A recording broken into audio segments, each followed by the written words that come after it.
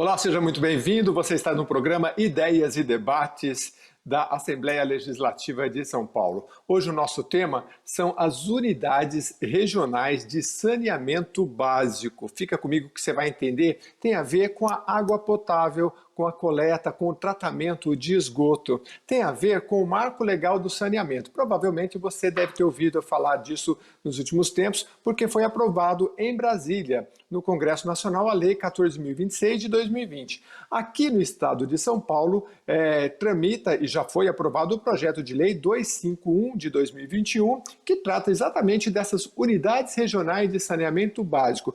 O que isso vai mudar na vida do paulista, do paulistano?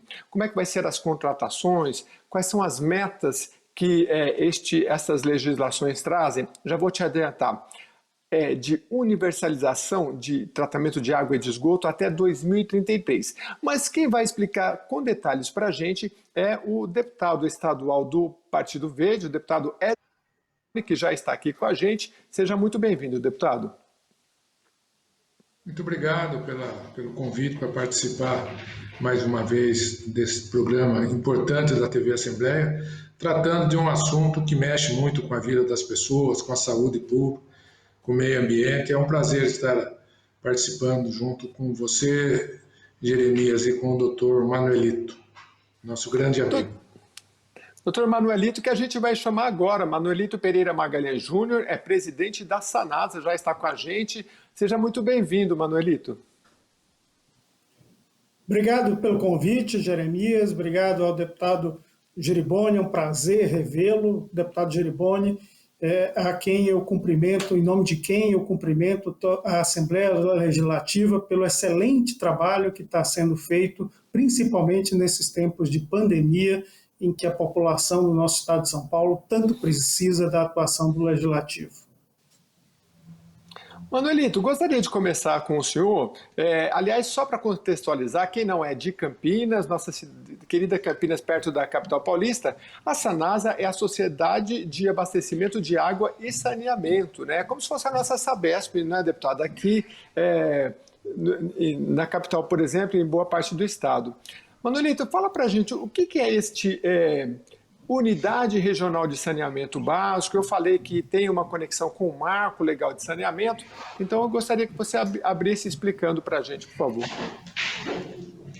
Bom, Jeremias, as unidades regionais de água e esgoto, as URAES, né, elas decorrem, como você bem colocou no começo do programa, do novo Marco Legal do Saneamento, né?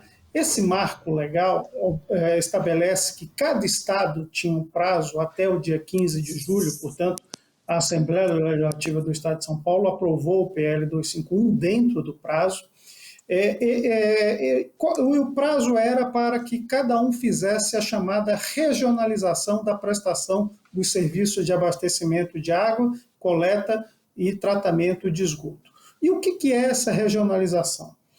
Bom, nada mais é do que tentar agregar municípios, tentar agregar unidades municipais na prestação de água, dividir e somar esses municípios, no sentido de tornar viável economicamente, da sustentabilidade econômico-financeira, a prestação do serviço de saneamento. Um dos grandes problemas do saneamento no Brasil, não só no estado de São Paulo, é que você tem municípios que não são capazes de gerar receita necessária, arrecadação necessária para viabilizar os investimentos em água, na distribuição de água, no tratamento de água, para viabilizar os investimentos na coleta, no afastamento e nas estações necessárias para tratar o esgoto. Isso é um investimento de grande vulto, né? E os municípios não conseguem fazer isso sozinhos, porque a tarifa seria proibitiva.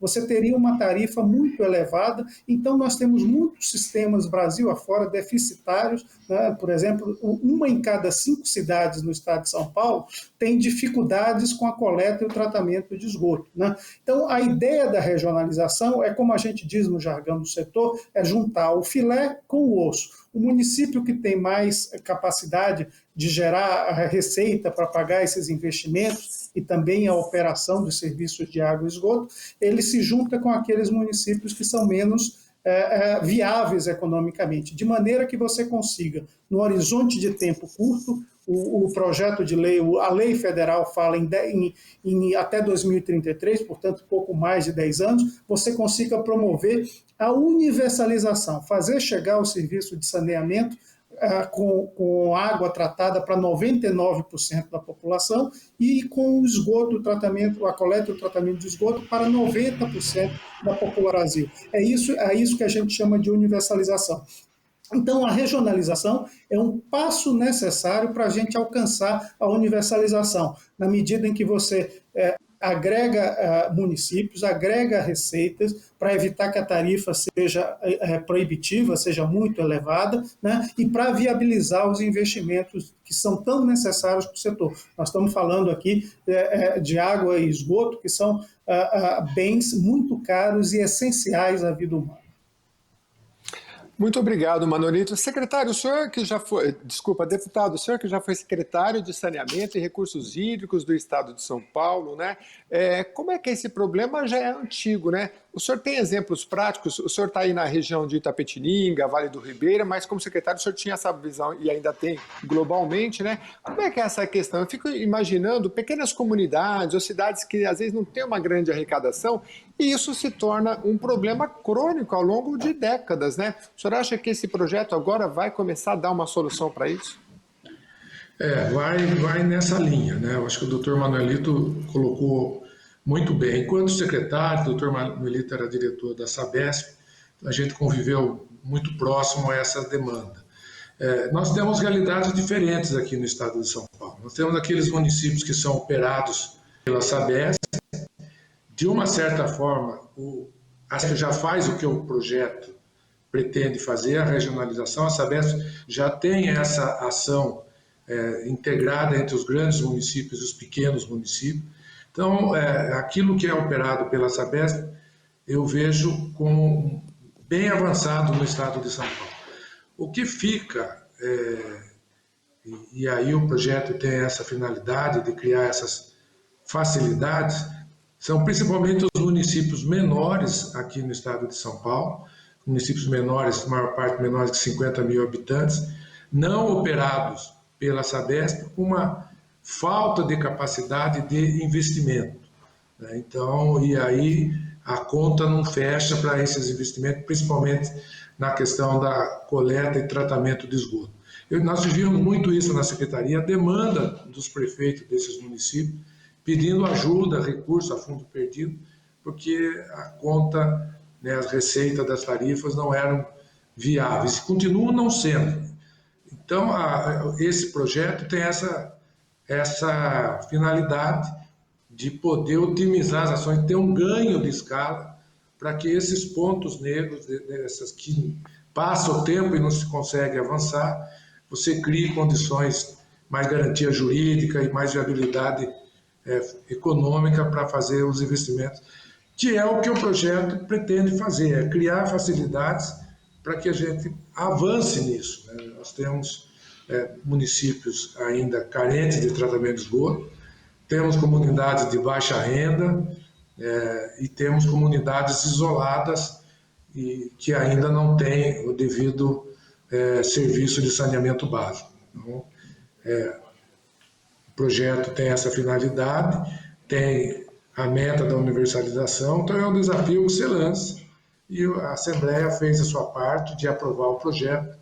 Agora é pôr em prática e realmente a gente conseguir avançar e melhorar os índices para poder chegar em 2033 com a universalização, pelo menos aqui no estado de São Paulo.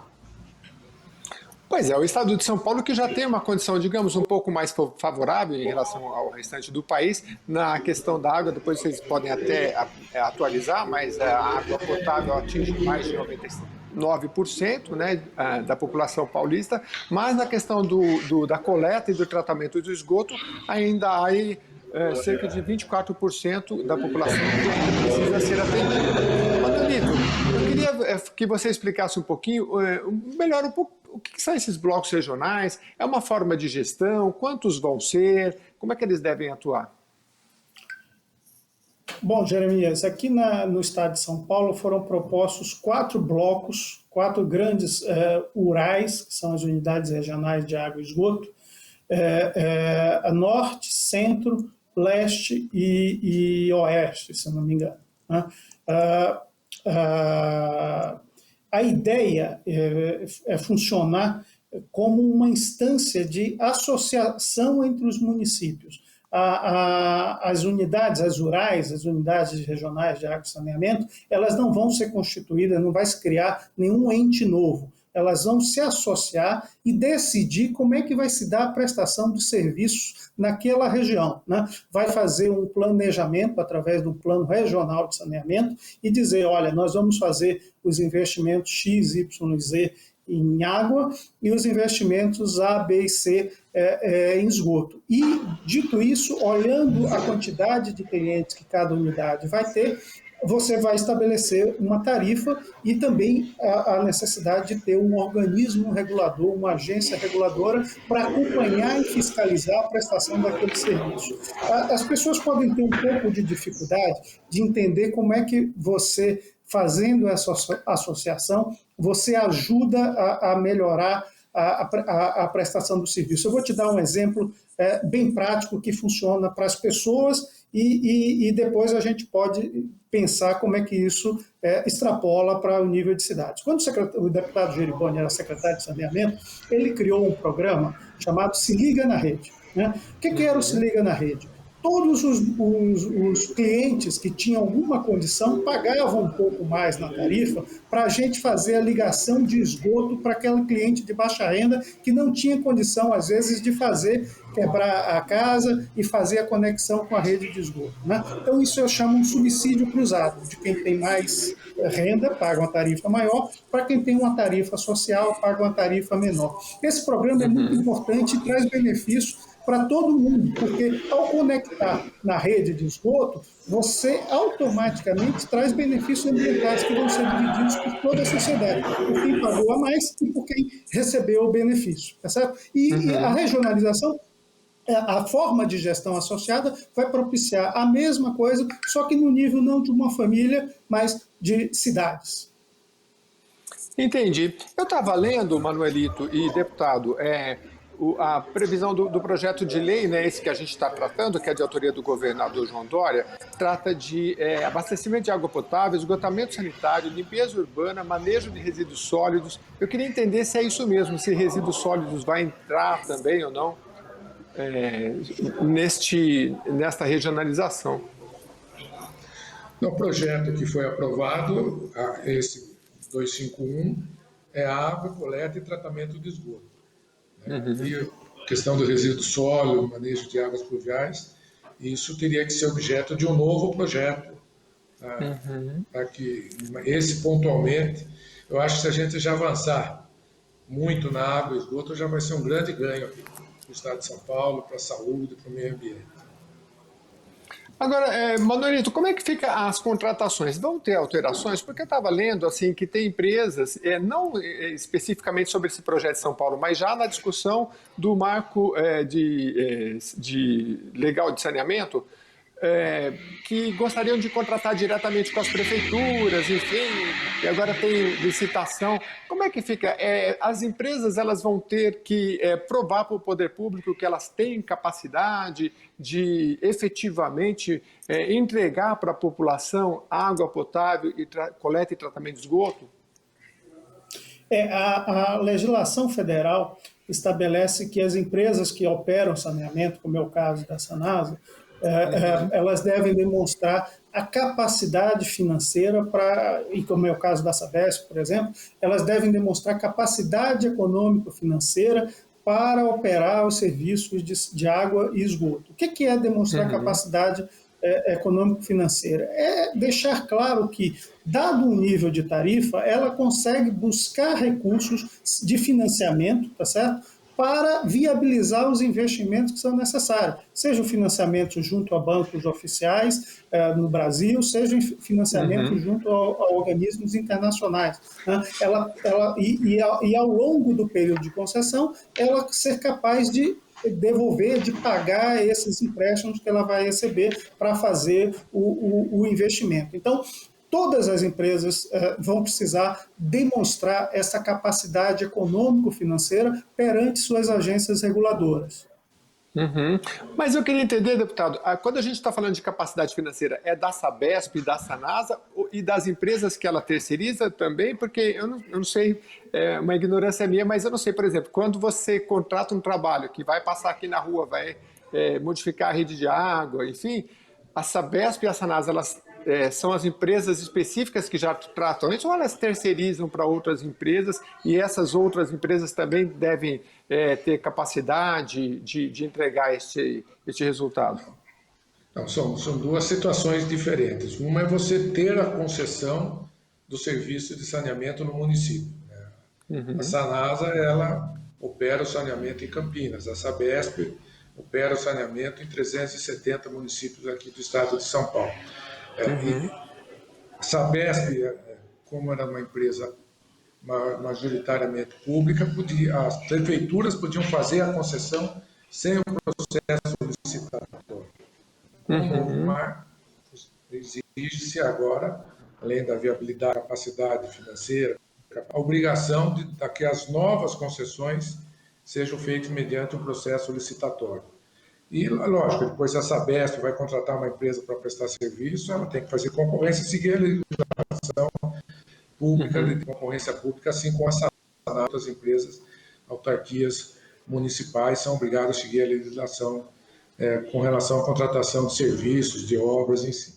Mas o que mudou é que não se faz mais direto a concessão de serviço para as empresas públicas. Isso está sendo objeto de nova discussão no Congresso, mas o que está valendo hoje é isso. Você teria que fazer uma nova licitação e um exemplo prático, a Sabesp opera o município da cidade de São Paulo. Ao vencer o contrato, poderia se renovar diretamente com a Sabesp. Com a nova legislação, que está valendo hoje, a Prefeitura terá que fazer um processo licitatório e a Sabesp participará do processo, assim como as empresas privadas também que tenham condições possam participar. Acaba, pelo que eu entendi, então, ampliando a concorrência e também tem a questão, né, Manuelito, de escala e otimização de equipamento, ou seja, o trabalho. O senhor acha que com esse projeto de regionalização a concorrência pode melhorar e pode o serviço entregue, então, com o tempo, ganhando-se mais escala, o resultado pode ser efetivo e bom?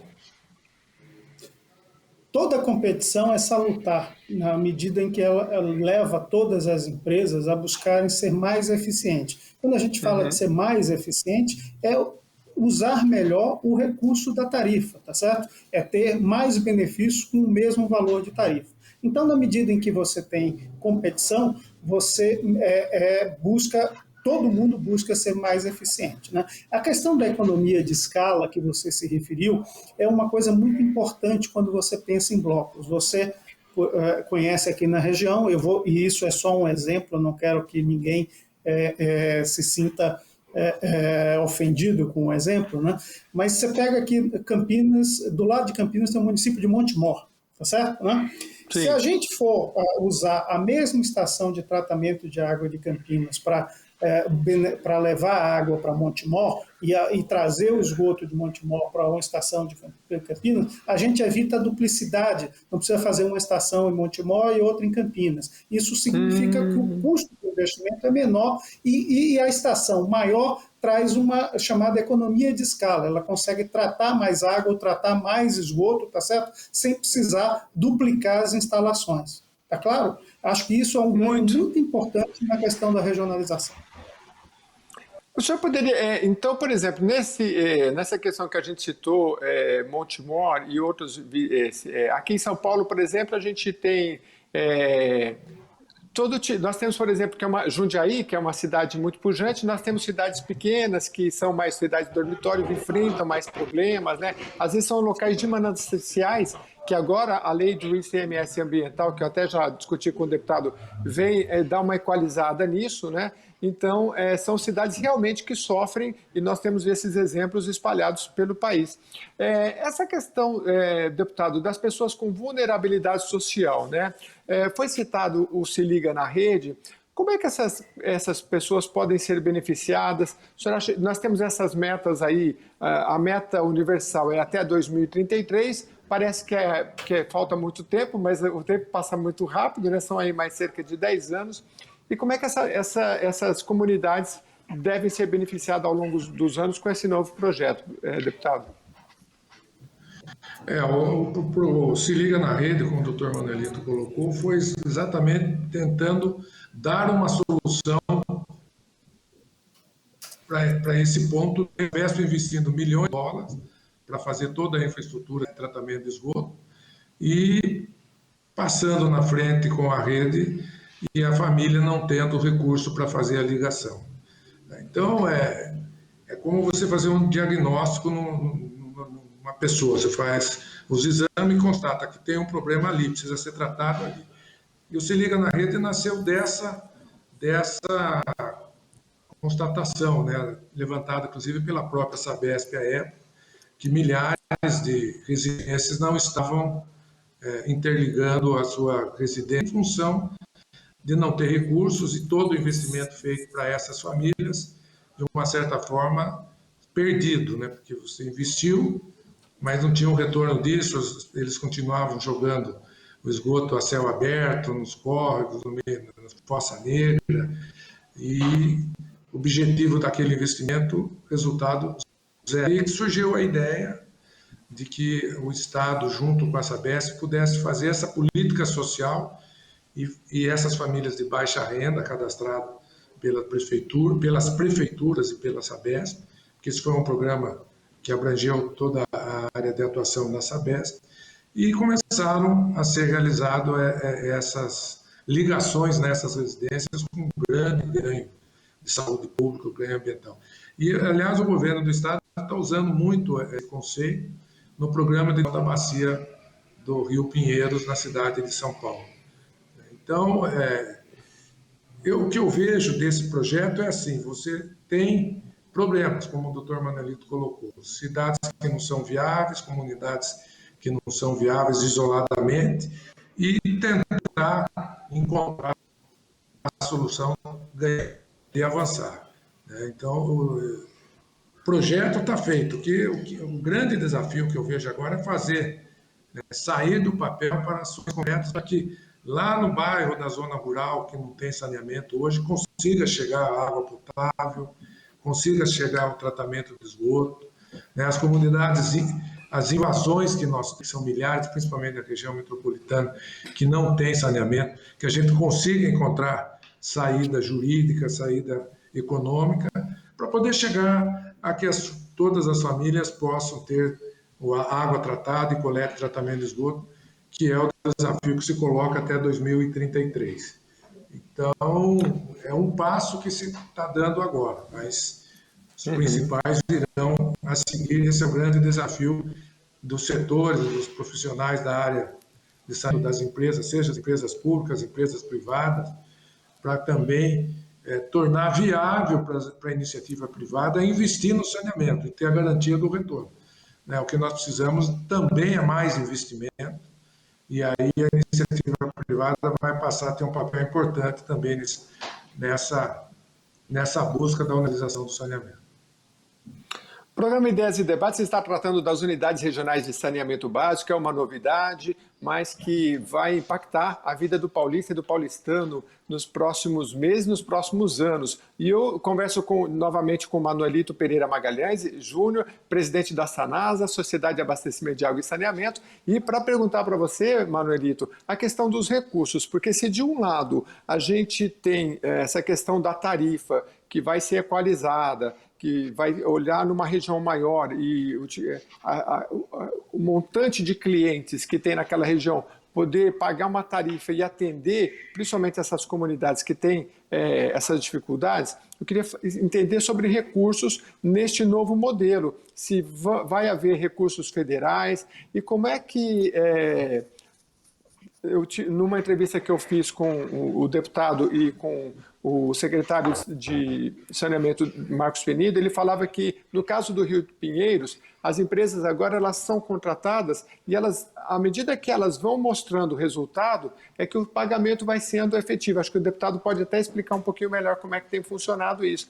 E o secretário falou que isso tem dado um grande resultado, porque você vai cobrando das empresas. Então, eu queria que o senhor falasse desses dois aspectos, né? A questão dos recursos, se eles podem ser otimizados nesse processo e se virão recursos do governo federal também. Bom, Jeremias, eu começo pelo segundo ponto que você colocou, que é a questão da contratação por resultado ou por performance, né? Isso é um grande avanço na legislação brasileira. Empresas estatais de grande porte, como é o caso da Sabesp, como é o caso da Sanasa, embora menor que a Sabesp, podem se valer desse instrumento que está previsto na Lei 13.303, chamada Lei de Responsabilidade das Estatais, em que é o seguinte: antes para você construir, eu vou tentar simplificar aqui, você construir uma casa, você comprava o tijolo, você comprava o cimento, a areia, o ferro, a brita, tá certo? E ia montando a casa e pagando de acordo com o serviço que fosse executado.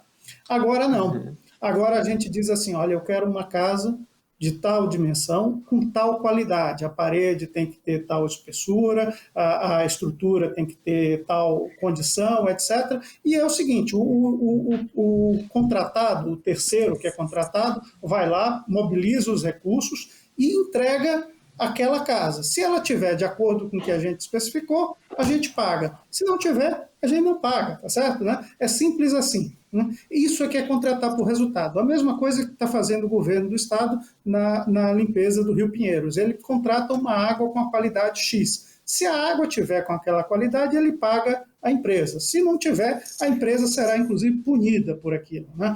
Esse é o princípio geral da contratação por resultado ou contratação por performance. Isso é um grande avanço, não só na área de saneamento, como na área de gestão das empresas estatais. Certo? Essa é a primeira resposta que eu gostaria de lhe dar. A segunda resposta da questão dos recursos é uma coisa que precisa ficar muito importante, né? Muito clara, e é uma discussão importante quando a gente fala da questão da regionalização.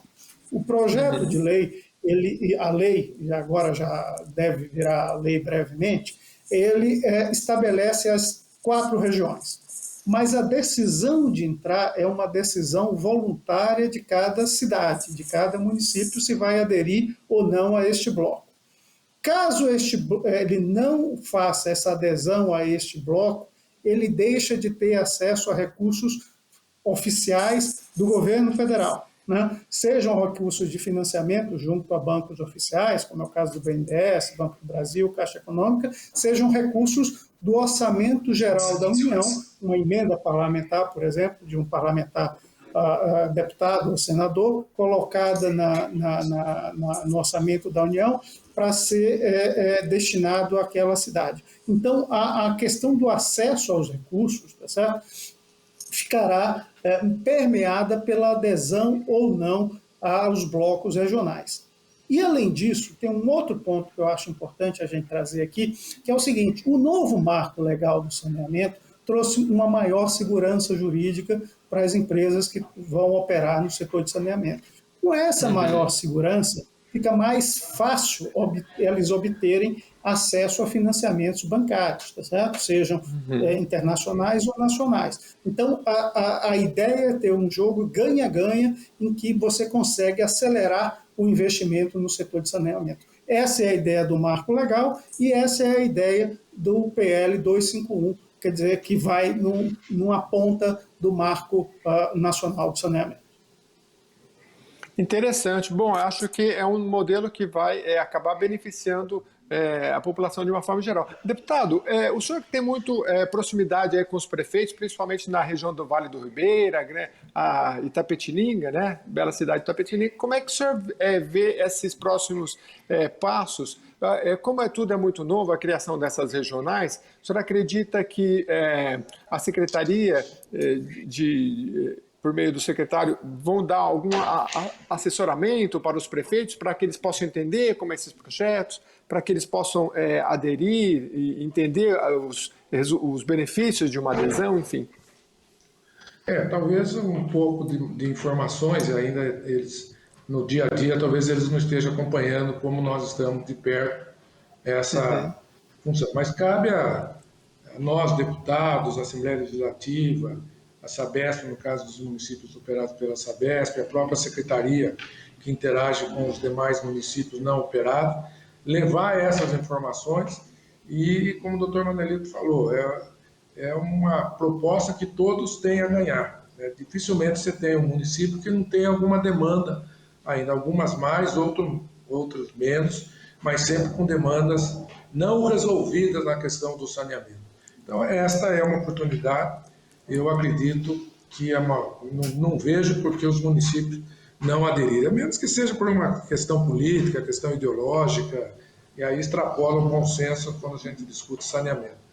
Mas o nosso papel enquanto agente público é mostrar os benefícios, né, desse avanço na instrumentalização do saneamento aqui no estado de São Paulo. Eu acredito que nós vamos ter a grande maioria, eu acho que estarão aderindo com certeza. Deputado, eu queria permanecer um pouquinho com o senhor. Até falava antes dessa questão do governo do estado ter... a gente tem visto, que a gente que acompanha o trabalho na Assembleia Legislativa de São Paulo, essa visão regionalizada, né? No caso do saneamento é o que nós estamos tratando. Recentemente foi aprovado a questão dos distritos turísticos, que vai olhar para diversos municípios como uma região macro, né? Para que se carregue recursos e também de uma forma inteligente para que, como o Manuelito colocou, se otimize recursos, ganhe em escala, né? Como é que o senhor está vendo essa questão de se trabalhar regionalmente? Quais são os benefícios de não se individualizar tanto e fazer com que... Acho que o papel do governo do estado é justamente isso, né? Do deputado, é olhar essa questão macro, porque vocês visitam as regiões, veem tantos problemas, e eu acho que o meio ambiente, o saneamento é muito típico, né? São problemas que perpassam vários municípios, se não for um olhar regionalizado, não vai, né? O governo do estado tem tido essa visão, né? O governador lançou, por exemplo, o Vale do Ribeira, um programa pontual lá, Vale do Futuro. Eu estive recentemente na cidade de Avaré com o vice-governador Rodrigo Garcia, também discutindo um reagrupamento dos municípios, uma reorganização administrativa do estado. Eu acho que tem que ter essa visão. Quando eu fui eleito deputado no primeiro mandato, o levantamento socioeconômico de todas as regiões administrativas do estado de São Paulo, com números, indicadores sociais, indicadores econômicos, até para que... E levei ao governo do estado esse estudo, até para que o governo pudesse ter uma visão do macro, uma visão regionalizada, e ver os pontos mais vulneráveis sobre o aspecto econômico, sobre o aspecto social, para que o governo pudesse investir e praticar uma política com mais justiça social no estado de São Paulo. Esse agrupamento que se faz hoje com relação ao saneamento pode ser aplicado também aos outros setores da nossa atividade econômica. Né? Você ter essa visão, deixar de ser uma visão eminentemente pontual, ser uma visão regionalizada, uma abrangência maior, e ações otimizadas, né, para poder você tornar mais viável, muitas vezes, aqueles investimentos que isoladamente teriam mais dificuldade de serem viabilizados. Então, aconteceu agora com o agrupamento nos distritos turísticos, avançamos agora no saneamento, mas acredito que outras áreas também possam caminhar nesse sentido. Governar é ter uma visão do todo. Quanto mais informações, quanto mais visão do macro você tiver, maior a possibilidade de você acertar na ponta. Interessante. Manuelito, eu queria que você explicasse aqui um pouquinho para a gente, então, como é que vai ser essa questão da governança desses blocos regionais, né? Eu estava lendo que tem uma conexão aí com o Estatuto da Metrópole, tem uma questão de bloco executivo. Dá para explicar um pouquinho melhor para a gente, por favor? Dá sim, Jeremias. Eu vou só dar uma pitadinha aqui na pergunta anterior que você fez para o deputado Geriboni e te Sim. dizer o seguinte: você tem uma ideia, essa questão da regionalização no setor de saneamento é discutida desde os anos 70, né, quando se instituiu o Plano Nacional de Saneamento, o famoso Planasa. Né? Essa ideia vem desde lá, e agora que ela, 50 anos depois, quase, que ela vai se tornando realidade, quer dizer, está começando a se tornar realidade. E é engraçado, porque ela vem num momento em que o mundo inteiro está se deparando com a questão de que a economia do futuro é a economia do compartilhamento. Né? É a economia associativa, né? Quer dizer, você cada vez mais, ninguém mais quer ter um carro, aliás, nem mais casa, você compartilha carros, tá certo? Compartilha casas, etc. Né? Exatamente. Então, é interessante que isso vá se transformando em realidade no momento em que o mundo inteiro está olhando para essa questão do compartilhamento. Com relação à governança das URAs, das unidades regionais de água e esgoto, é interessante que o PL 251 ele remete ao Estatuto da Metrópole, né? E naquele que é uma outra legislação do começo dos anos 2000, se não me engano, e que lá está estabelecido o seguinte: quando você tiver a formação dessas URAs, com os municípios tiverem aderido, você vai ter um bloco executivo, né, um bloco operacional, executivo dessas unidades, que será formado pelo conjunto dos prefeitos municipais ou os secretários a quem eles delegarem essas tarefas. Né? Mas, ao mesmo tempo, igual às regiões metropolitanas que a gente tem no estado, você vai ter um grande conselho, né, em que, além das prefeituras, participam a sociedade civil, né, as ONGs, né, os institutos de pesquisa das regiões. Isso é importante porque você tem uma diversidade de opinião, né, e quando a gente tem uma diversidade de opinião, a gente tende a acertar mais do que a errar na opinião monolítica. Né? Então, a governança, você tem, foi muito feliz na sua pergunta, porque a governança é uma parte muito importante da constituição dessas unidades regionais de água e esgoto.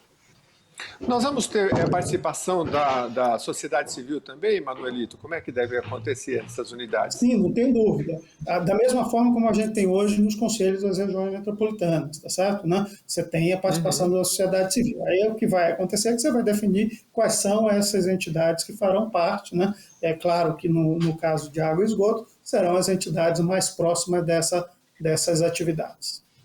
Mas ainda está por definir. Entendi. A gente tem 10 minutinhos para encerrar e eu queria passar a palavra para ambos, já aproveitando como utilidade pública, para aproveitar para atualizar as principais notícias aí da Sanasa. Se o senhor tiver alguma novidade, pode nos trazer os números aí o que o senhor levou toda essa expertise aí à frente da Sabesp, Manuelito. Eu acho que Campinas deve estar muito bem servida aí com a sua direção. Mas passar primeiramente para o deputado. Deputado, o senhor tem acompanhado aí o trabalho na Assembleia Legislativa, acompanhou esse processo do projeto de lei do governador João Dória 251 de 2021, que trata dessas unidades regionais. Teve audiência pública, embora tudo virtual, mas está acontecendo. Eu queria que o senhor nos atualizasse aí sobre os últimos movimentos no Parlamento Paulista, principalmente na área que o senhor atua bastante, que é a área do meio ambiente. A gente, no estado de São Paulo, as comissões, elas começam um pouquinho, e as frentes parlamentares, um pouquinho depois dos outros estados, em março, né? Mas atualiza para a gente o que a gente pode esperar aí no segundo semestre, principalmente na área que o senhor atua, por favor. Olha, é continuar trabalhando, né? Eu acho que a Assembleia tem dado uma grande contribuição, né? O Estado tem feito os ajustes necessários, está com uma alta capacidade de investimento, fruto dessa parceria. Eu acho que, apesar da pandemia, apesar da crise que afeta o Brasil, caminhando, está com as contas em dia, está investindo nos novos programas. Avançamos na questão do turismo, avançamos agora na questão do saneamento, também um projeto que começou a ser discutido hoje, também dotando o Estado de uma boa capacidade de investimento, buscar novos financiamentos. Então, caminha bem. São Paulo, eu acho que está fazendo a sua lição de casa, e eu fico muito honrado de fazer parte da Assembleia, que tem dado a contribuição ao Estado de São Paulo e outras ações com certeza. De participar com o Manelito. Eu tive a honra, enquanto secretário de Estado, doutor Manelito, diretor da Sabesp, parceiro, com uma grande capacidade, uma alta competência, e que me ajudou muito. Então, doutor Manelito, obrigado aí pela sua colaboração no nosso trabalho à frente da Secretaria. Se nós conseguimos avançar, foi muito pela equipe da Sabesp, que teve, né, uma contribuição importante, uma empresa que orgulha o Estado de São Paulo, grandes técnicos, grande capacidade de fazer, grande capacidade de financiamento, de buscar financiamento no mercado internacional a juros muito baixos. Então, é um patrimônio que o Estado de São Paulo tem, e eu tenho certeza que o doutor Manelito, com toda a sua experiência, estará fazendo um grande trabalho na SANASA, do Estado de São Paulo, com gente competência, com gente com espírito puro, como é o caso do Dr. Manelito. Foi um prazer, Jeremias, e sempre à disposição. Precisar, estamos às ordens. Sim, notícias atualizadas sempre, de Itapetininga, do Vale do Ribeira, nas mais variadas áreas. Quem acompanha aqui a nossa programação tem sempre o prazer de falar com o senhor, porque a gente está aqui na capital paulista. Eu costumo brincar, deputado, que onde a gente está, parece que é o centro do mundo, né? Mas, se não fossem os deputados, a gente não chegaria a informações das regiões mais diversas, como é que o senhor atua e vai sempre nos atualizando agora, mesmo que virtualmente, né? Mas o importante é isso. Eu gostaria de passar, então, a palavra. Muito obrigado, então, deputado, já me despedindo e agradecendo. Passar para o Manuelito, presidente da SANASA, para suas considerações finais. Se faltou, assunto muito técnico, né, Manuelito? Mas se faltou alguma informação relevante, por favor, nos atualize agora, por favor. Jeremias, eu quero começar rendendo aqui uma homenagem ao deputado Geriboni. O deputado Geriboni me liderou quando secretário de saneamento. Eu era, então, diretor na Sabesp, eu aprendi muito com ele, e sempre colocando o interesse público acima de tudo, né? O deputado Geriboni,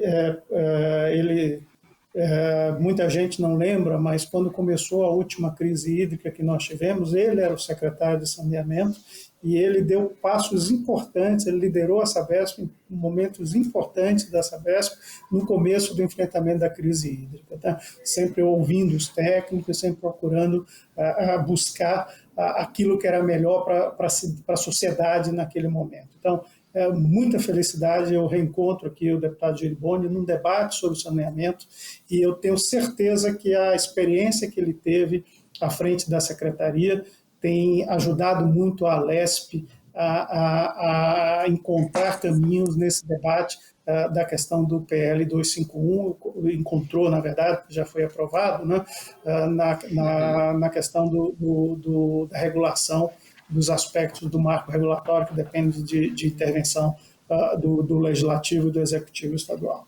É muita satisfação mesmo que eu estou aqui nesse momento, dividindo esse programa com o deputado Geriboni, profundo conhecedor do setor de saneamento e das questões ambientais do nosso Estado. Eu só queria trazer algumas informações aqui sobre a SANASA. A SANASA, ela hoje tem 99, o município de Campinas hoje tem 99,8% de abastecimento, da população abastecida por água potável. É um índice de fazer inveja mesmo dentro do estado de São Paulo, né? E temos cerca de 90% da população com coleta e tratamento de esgoto, né? O município de Campinas tem, inclusive, se destacado, desses 90%, 50% do nosso tratamento de esgoto é um tratamento terciário. O que isso significa, Jeremias? Significa que a gente devolve a água para o corpo hídrico, né, depois de passar pelo tratamento de esgoto, com cerca de 99% de pureza.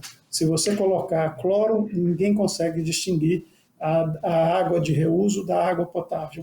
E por que isso é importante? Por que eu estou trazendo isso para você? Nós estamos, segundo os especialistas, na verdade, no setor energético já é realidade, no limiar de uma nova crise hídrica, né? E usar a água de reuso como substituto do corpo hídrico natural, dos rios, é muito importante nessa discussão, né? É claro que não estamos falando de usar a água de reuso para abastecimento da população, mas para o uso nas indústrias, o uso na irrigação, ela é possível. E esse é um debate que eu tenho certeza que a Alesp vai liderar no estado de São Paulo para que a gente possa cada vez mais avançar no uso da água de reuso, né? Então, mais uma vez, eu queria agradecer, Jeremias, o convite da TV Alesp e dizer da minha satisfação enorme de dividir essa tela com o deputado Geriboni e com você também, que se mostrou um profundo conhecedor, um estudioso do marco regulatório do PL 251. Muito obrigado. Imagina. Conversamos com Manuelito Pereira Magalhães Júnior, presidente da Sanasa, de Campinas, que eu tenho muita saudade, Parque Taquaral, museus, tudo, uma cultura maravilhosa de Campinas. Espero poder visitar brevemente. Deputado, muito obrigado mais uma vez pela sua colaboração. Pois não, Manuelito. Sim, receba o nosso agradecer. Muito obrigado, muito obrigado. Agradecer a assessoria de vocês, né? Falar um pouquinho aqui da minha área de jornalismo, que foram extremamente atenciosos comigo aqui para tentar destrinchar um pouquinho esse projeto que é bem complexo. Deputado, muito obrigado mais uma vez. Obrigado. Então, ficamos por aqui. Você que nos acompanhou até agora, continue mandando as suas sugestões para que a gente possa trazer aqui os mais variados temas dentro do programa Ideias e Debates. Até a próxima edição. Se você quiser rever este programa, vá lá no YouTube, Rede Alesp. É só colocar lá este tema aí que a gente trouxe para você hoje, que são as unidades regionais de saneamento básico. Muito obrigado, até o próximo programa.